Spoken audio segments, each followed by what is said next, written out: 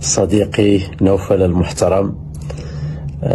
هو طبعا الحمد لله يعني إجمالا مشاركتنا يعني في كأس آسيا أظن أنه كانت أكثر من مشرفة، اعتبارا يعني لأقصى يعني ما حققه يعني منتخب النشامة يعني في الدورات يعني السابقة. أظن أنه انتعاشة صراحة والمجهود والتركيز والقتالية التي دخلنا بها المسابقة كانت أكثر من جيدة وأكثر يعني من رائعة. وحتى التوفيق يعني الدخولات ديالنا او في التنشيط ديالنا لا الدفاعي ولا الهجومي كان اكثر من جيد، وبالتالي هذا ما كان او ما خلى انه الحصيله الاجماليه تكون يعني جيده، نظرا الى هناك توازن يعني ما بين الدفاع وما بين الهجوم. طبعا داخل هذه المنظومه وهذا التكتيك اللي رسمناه للفريق واللي نخرط فيه، وهذا مهم جدا انه اللاعبون ينخرطون في المشروع الرياضي وان يؤمنون به وان يستغلوه لمصلحتهم او الحاجه الجماعيه ومصلحتهم الفرديه. وهذا هو يعني المبتغى، هو انه اللاعب يعطي ويستغل امكانياته، خاصه يعني نقط القوه ديالو، على اساس انه يساعد الفريق ويساعد يعني نفسه في الظهور بمستوى مشرف. وداخل هذه المنظومه وهذه الفلسفة التكتيكية طبعا نقط الضعف ربما تتلاشى وتصبح يعني قليلة وصغيرة يعني جدا.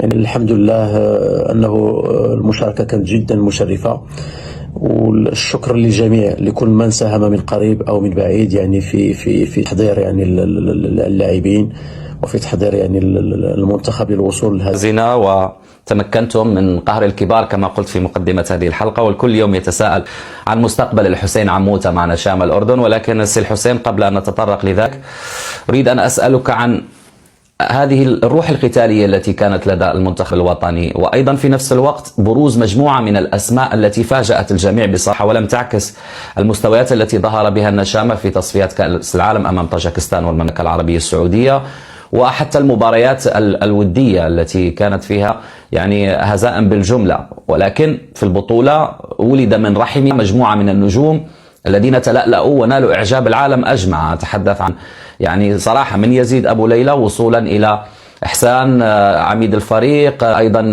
سالم العجلين، يزن النعيمات، وموسى التعمري الذي كان بصراحة يعني من أفضل اللاعبين في هذه البطولة إضافة إلى يزن، ومجموعة من الأسماء الأخرى، مرضي وآخرون. كيف تمكنت من خلق هذه المجموعة المتآلفة، وما هو رأيك بهؤلاء النجوم الذين ربما يتنبأ لهم كثر بمستقبل زاهر؟ ويزن النعيمات أصبح اليوم على رادار باير ليفركوزن الألماني، نادي عريق جدا هناك في البوندسليغا، وهو الآخر يتسيد المشهد في الدوري الألماني. وبالتالي ربما البطولة تفتح باب الاحتراف لمجموعة من الأسماء الأردنية التي لمعت معك هناك في قطر.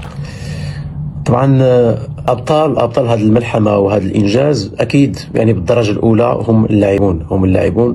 طبعا وانا تكلمت من قبل وقلت على اساس انه يجب نحن، وانا اؤمن يعني بالفكره انه اللاعب يجب ان ينخرط دائما في المشروع يعني الجماعي للفريق، وأن يحمي هذا المشروع. وداخل هذا المشروع فأنا دائما أطالب اللاعبين بأن يعني يبرهموا ويعني ويتمتعوا لا في المجهود يعني الدفاعي ولا في المجهود الهجومي.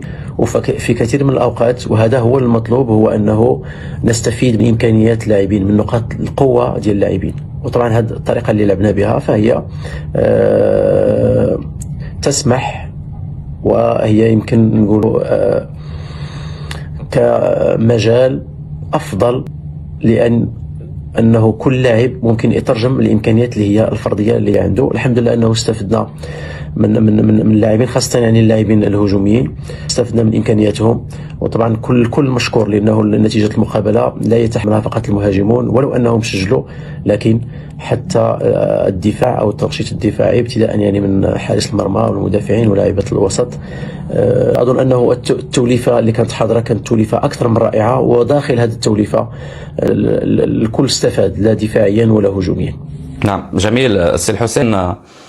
وهذا هو ربما حديث العامة والخاصة الآن، هو التصريحات التي أدليت بها عقب المباراة النهائية مع المنتخب القطري، وكان فيها هناك الكثير من الضبابية حول مستقبلك مع مع المنتخب الأردني وقلت ستترك الأمور يعني للأيام القادمة وستأتي للمملكة المغربية، هناك بعض الأسباب العائلية التي تدفعك للقدوم، ثم تصريح آخر يتحدث عن ربما مجالسة مع الاتحاد الأردني لكرة القدم، هذا الاتحاد الذي على لسان نائب الأمين العام يؤكد ثقته الدائمة بالحسين عموتة ومع استمراره رفقة الطاقم الفني الذي يضم أطر وطنية نفتخر بها من هشام الإدريسي للسي الخلفي للسي الوداري وآخرون الذين يعملون معك وبالفعل قدموا مسار استثنائي بطاقم مغربي 100%.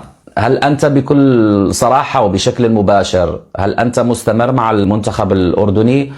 وإن كانت هناك بعض الملاحظات ربما الحسين عموتة على الإمكانيات المتاحة، أعتقد أن الإجابة كانت في الاتصال الهاتفي لجلالة الملك عبد الله الثاني حين حدثك وحدث لاعبي المنتخب وقال بأن هناك لابد من الدعم من الحكومة من القطاع الخاص والمنتخب سيتلقى الدعم. وللإشارة فقط يعني مشاهدينا الكرام متابعينا، ميزانية الاتحاد الأردني يعني في 6 سنوات لا تعادل عقد مانشيني مع المنتخب السعودي، فالوضع المالي ربما فيه علامات استفهام، وفي نفس الوقت أيضا على مستوى الأندية وجاهزية اللاعبين وأيضا نيلهم لمستحقاتهم المادية، والأمر اللي أشرت لي السي الحسين في الندوة الصحفية عقب المباراة النهائية.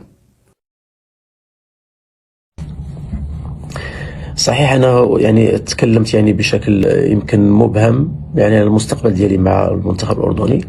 طبعا أنتم تعرفوا أنني لا أتكلم كثيرا، وطبعا يعني قبل بداية البطولة يعني كانت إكراهات كثيرة لا من ناحية يعني التحضير يعني المقابلات، لا من ناحية يعني اختيار اللاعبين، لأنهم هما كانوا تعانوا مع الأندية ديالتهم. غالبية اللاعبين عانوا كثيرا مع الأندية ديالتهم. ما نساوش على أنه قبل شهرين تقريبا الأندية الأردنية مع الأسف أنها كانت يعني مضربة على المشاركة يعني في البطولة، وهذا أثر سلبا على اللاعبين، إضافة إلى أن بعض اللاعبين أنفسهم لم يكونوا بالمستوى يعني المطلوب، وبالتالي كانت إكراهات لا من ناحية التنظيم ولا من ناحية اللاعبين يعني ولا من ناحية يعني شخصي أنا، لأنه يعني الانتقادات كانت كثيرة أكثر من اللازم، وكانت الشكوك يعني أكثر من اللازم. لكن الحمد لله أنه التحدي دائما أنا ما أقبل التحدي، وطبعا يعني لما دخلت هذا المشروع فهو دخلته ليس لأحد ولكن لشخصي أنا بالدرجة الأولى طبعا. لكن من الناحية المهنية فنحن دائما مطالبون على أن نؤدي يعني ما أحسن ما عندنا يعني، والحمد لله أنه الأمور مشات بالطريقة يعني الجيدة، واللي يمكن يعني أكبر المتفائلين ما كان يعول على هذا ولا كان يعني يضمن على أنه سيكون هذا إنجاز مثل هذا الإنجاز. لكن الحمد لله أنه المستوى العام للفريق كان أكثر من رائع، وخلقنا لنفسنا جو فيه الثقة، فيه الاحترام، فيه الجدية. طبعا السبب يمكن الثاني أو الثالث كان هو يعني بعض الأمور يعني ديال الشخصية في المغرب اللي المفروض نكون دائما يعني سهر عليها، يعني مشاكل عائلية، وبالتالي سأرى ما أقدر عليه على أساس أنه استمراريتي يعني مع المنتخب أو لا. لكن في القريب يعني العاجل فأنا موجود يعني من خلال يمكن مباريات تصفيات كأس العالم في شهر مارس، وإن شاء الله يعني بعد الكلام يعني مع المسؤولين ديال الاتحاد إن شاء الله سنجد إن شاء الله ما هو خير للفريق، على أساس أنه الطاقم التقني المفروض دائما يكون يعني بمعنويات عالية جدا حتى يقدر على تحمل المسؤولية، لأنه دائما الربان ديال الفريق هو يعني الطاقم الفني، وخاصة يعني المدرب يجب أن يكون يعني مرتاح متحمس، يكون جاهز يقبل التحدي. وهذا ربما دائما ما أبحث عليه على أساس أنني نخلق لنفسي واحد الجو اللي يكون فيه أنا مرتاح، حتى ممكن أننا نفكر أول حاجة بإيجابية، يعني أن تدخلاتنا ما تكونش قاسية على اللاعبين، تكون يعني محسوبة، وعلى أساس أننا نخلق لنفسنا يعني هذيك الشروط النجاح أو شروط يعني النتائج الطيبة. شكرا لك. جميل، طمأنينا نوعا ما يعني كنا قريبين من تحقيق يعني يمكن حلم تاريخي لا للطاقم الفني ولا الإداري